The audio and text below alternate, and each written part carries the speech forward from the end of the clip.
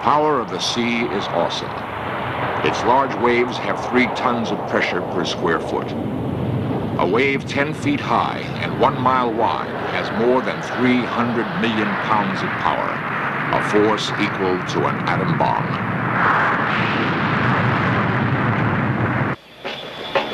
Millions of Americans throng to the beaches each summer weekend. All of us assume we are safe from tidal waves. Our sense of security can suddenly be shattered. This happened in the Kuril Islands north of Japan in 1969, as seen in this extraordinary film of the actual tidal wave.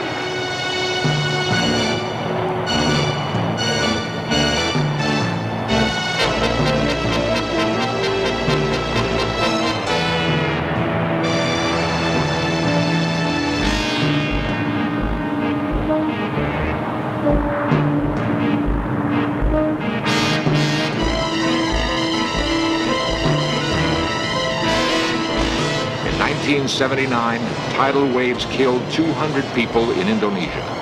Where will they strike next?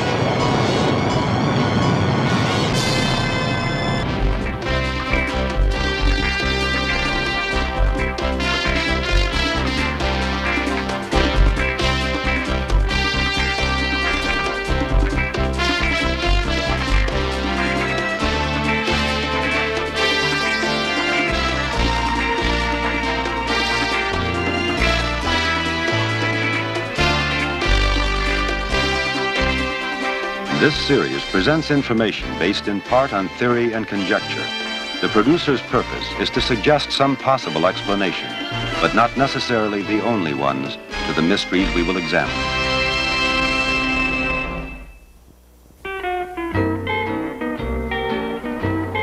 Hilo, Hawaii, a peaceful coastal town located in the middle of the Pacific Ocean. Few places in the United States are as blessed with the combination of sun, sea, and beautiful weather as Hilo, Hawaii. At the same time, few places are as constantly threatened. On April Fool's Day 1946, a tremendous tidal wave took the residents of Hilo by surprise.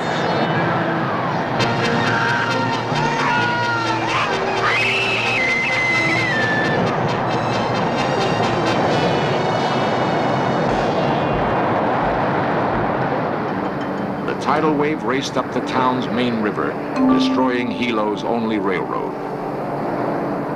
These photographs show a man on the dock being swept to his death by the giant wave. Seconds later, he is gone. More than 170 people were killed. Hilo was left a water-soaked ghost town, still vulnerable to another tidal wave attack at any time. Nothing makes us feel as helpless as facing natural disasters. We're frightened by the prospect of feeling an earthquake or being caught in a tornado, a thunderstorm, or a fire. None of them strikes with the suddenness and savagery of the so-called tsunami, the Japanese word for tidal wave. They are born miles below the surface, underneath the seemingly tranquil ocean floor. Strong underwater disturbances, such as a volcanic eruption, may generate a tsunami.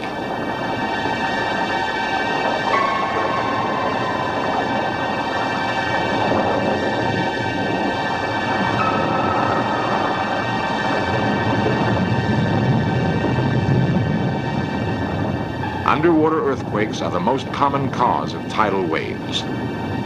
When the Earth shifts vertically, tons of water are forced upward. A series of tidal waves form on the surface, spreading out from the epicenter in every direction. The massive energy of the wave pulsates to the deepest depths. Once born, the tsunami cannot be stopped or controlled. From this origin, tidal waves travel thousands of miles, losing very little energy. On the open ocean, the wave is only a few inches high, passing undetected beneath ships at sea.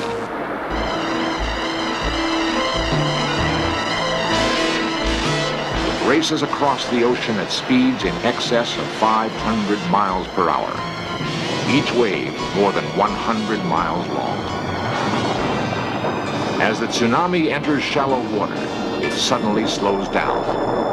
The forward energy can rise up hundreds of feet, forming a terrifying wall of water.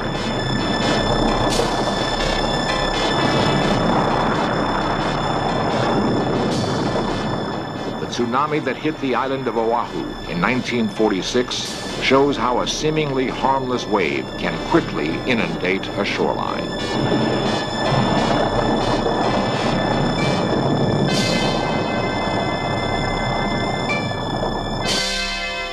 The Pacific Tsunami Warning Center was established in Honolulu to predict where tidal waves will strike. Seismographs monitor the Pacific for earthquakes which can generate tsunamis. The Warning Center is in constant touch with tide stations throughout the Pacific. These stations measure changes in the water level, indicating a tidal wave's exact location and direction. Once its location is known, the wave's estimated time of arrival to any area can be calculated. A warning can then be issued. These procedures were in full operation at the Warning Center on May 22, 1960. In Search Of will recreate the events of this day, a day the residents of Hilo will never forget. 9:38 a.m. 7,000 miles away, a tremendous earthquake shatters the coast of Chile.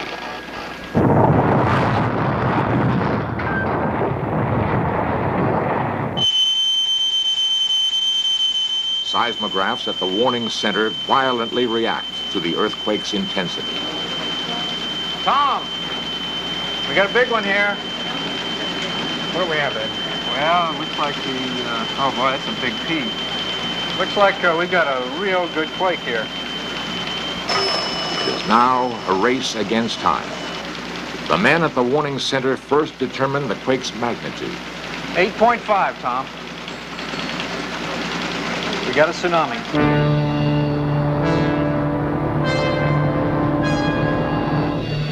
Throughout the morning, the residents of Hilo, Hawaii go about their usual business, as yet unaware of the sequence of events taking place. 10:27 a.m. Tide information is requested from Valparaiso, Chile, the closest tide station to the epicenter. From Chile, it will take the wave 15 hours to reach the Hawaiian Islands. 12:18 p.m. The first tide report comes in from Chile. Here's Valparaiso reporting unusual wave activity. Yeah, we've got a good wave here. We better give a Pacific-wide advisory. We do have a tsunami spreading across the Pacific.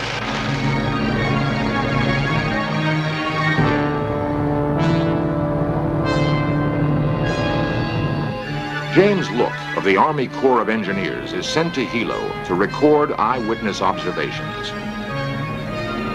So little was known about a tsunami's impact that a first-hand account was deemed extremely valuable. James Look decides that a bridge on the bay itself is a safe location. He starts to record normal changes in the water level and currents.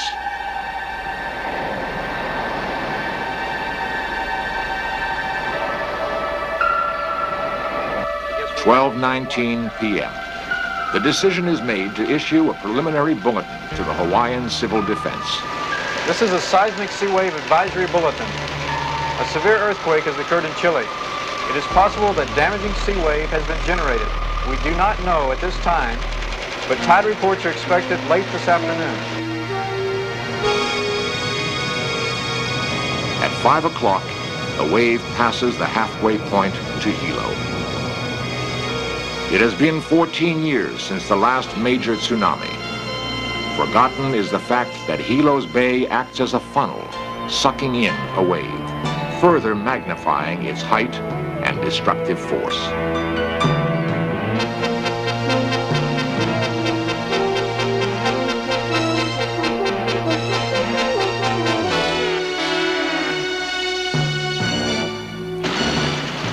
At 6:47 p.m., the general warning is issued to the public. Attention all stations. Attention all stations. This is the Pacific Tsunami Warning Center. This is a tsunami warning. A severe earthquake in Chile has generated a tsunami which is spreading over the Pacific Ocean. The estimated time of arrival of the first wave is 12 midnight for the island of Hawaii and about 30 minutes later for the island of Oahu. The danger may last for several hours. The intensity of the wave cannot be predicted.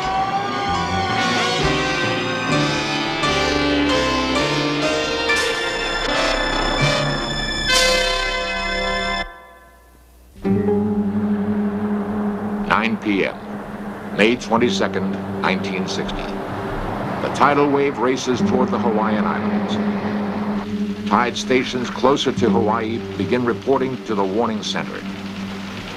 Getting some information from Tahiti. They're reporting unusual wave activity at 09 p.m. our time. Hilo is only 3 hours away. From his observation point on the bridge, James Look waits for the water to recede, the first sign of the tidal wave's approach. Hilo's fishermen know the sea. They rush towards open water, hoping to escape the wave's devastating impact. Shortly after midnight, a small wave enters the bay. It has been 15 hours since the earth shook in Chile. The men who have relentlessly tracked the wave are now powerless. 12:40 a.m., a second wave enters Hilo Bay. Ignoring the warnings, curious residents come to the shore. These actual photographs were taken minutes before the giant wave struck.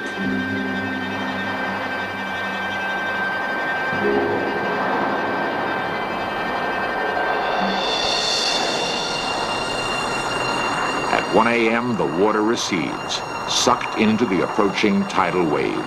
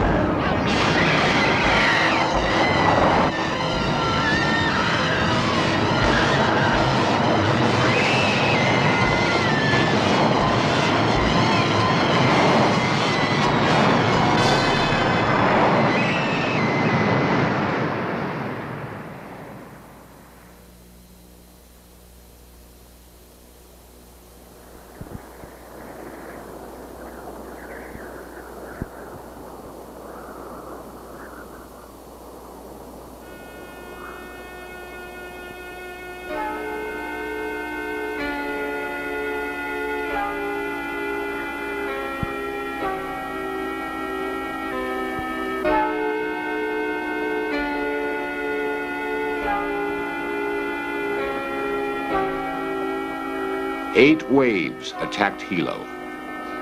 More than 250 homes and businesses were demolished, another 300 damaged. Loss of property amounted to more than $40 million.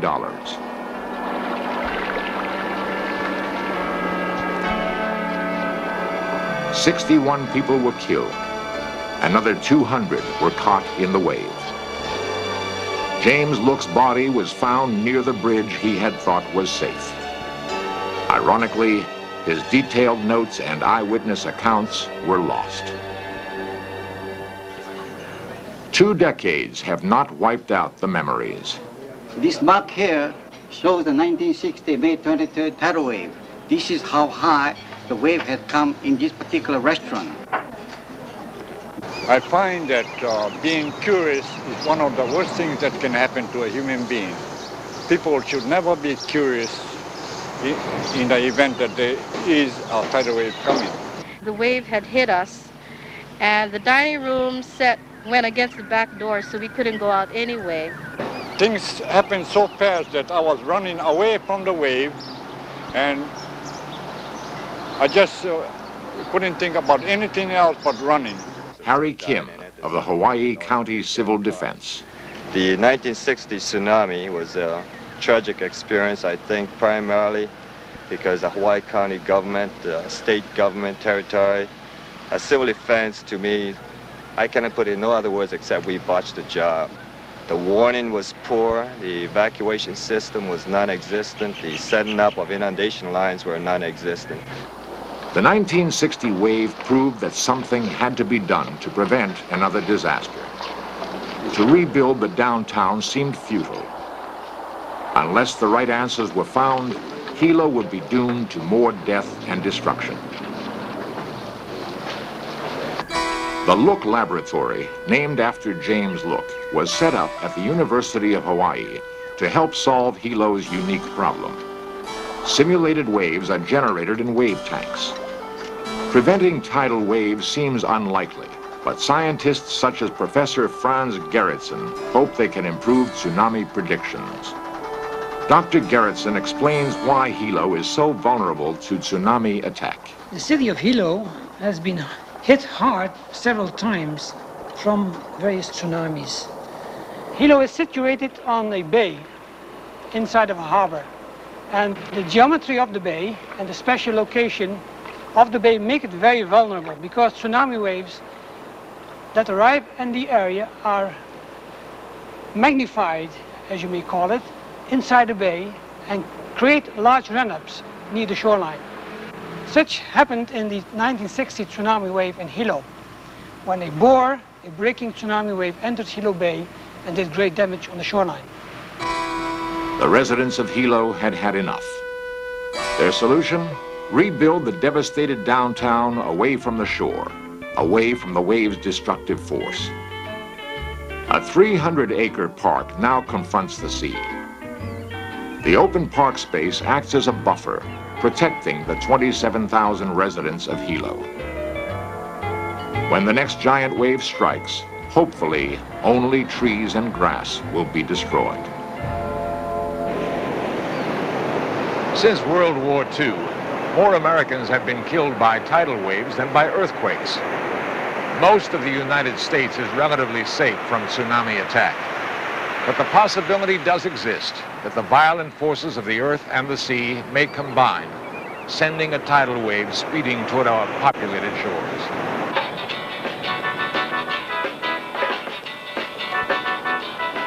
"30 million Americans live on the West Coast, most never having experienced a tidal wave.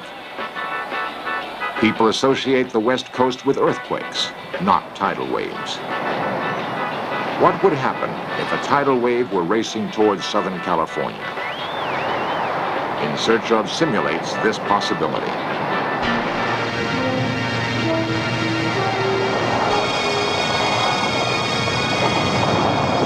Let's assume an earthquake rocks Japan, generating a tsunami. Commander Ed Bernard of the Pacific Tsunami Warning Center will issue the alert. Tsunami's heading for the West Coast. We better issue a tsunami warning supplement. Okay, Ed. The expected time of arrival of the wave on the West Coast is 4 hours. The Coast Guard in Los Angeles would receive the bulletin. Okay, just got a tsunami warning.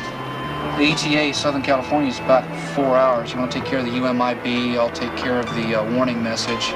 Handle San Diego and go north. I'll take Santa Barbara, go south with the harbor departments. Right. All Coast Guard vessels, this is RCC channel 83. Roger, a tsunami has been generated off of the Japanese coast. Approximately is 4 hours. 4 or 5 Take necessary evasive action. Attention. This is a tidal wave warning. A tidal wave may strike this beach.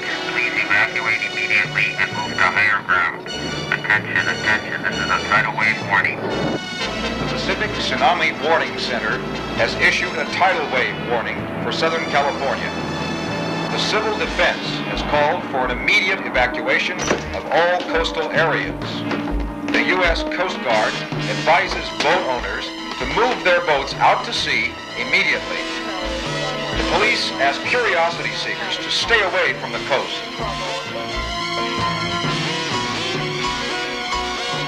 Would Los Angeles be prepared? If an actual tidal wave was coming, would the warning be heeded?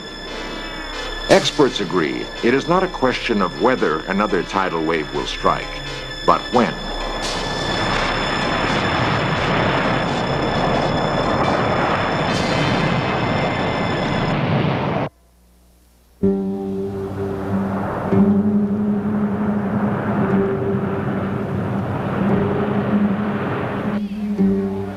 What scientists fear most is a tsunami caused by a local earthquake. Lieutenant Stephen Froelich of the U.S. Coast Guard. If an earthquake occurred fairly close to the coastline in Southern California, in other words, maybe a couple miles offshore, we would probably not have time if a tsunami was generated to really warn anyone. Hopefully, if it was that close, we wouldn't have to worry about it building up enough to have any great effect. But if there was, it would be almost instantaneous. If a large earthquake occurred in Southern California, if you were on the beach, you felt the earth shaking strongly enough that you had to hold on to something to keep from falling down, that's nature's warning to you. We cannot possibly get a warning to you in 5 minutes, but you can save yourself by getting to higher ground.